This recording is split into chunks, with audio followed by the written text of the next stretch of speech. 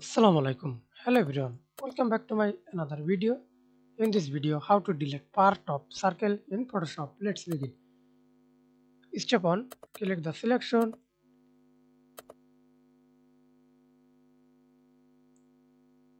Multiple selection. Click layer mask and outside selection. Hold Ctrl I.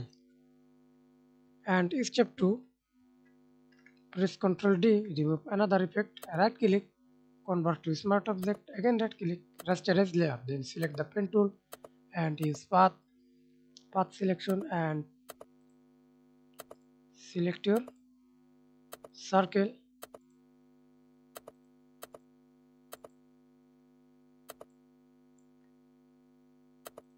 then click a layer mask double.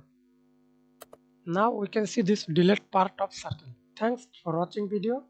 Please subscribe to my channel, like, comment, share.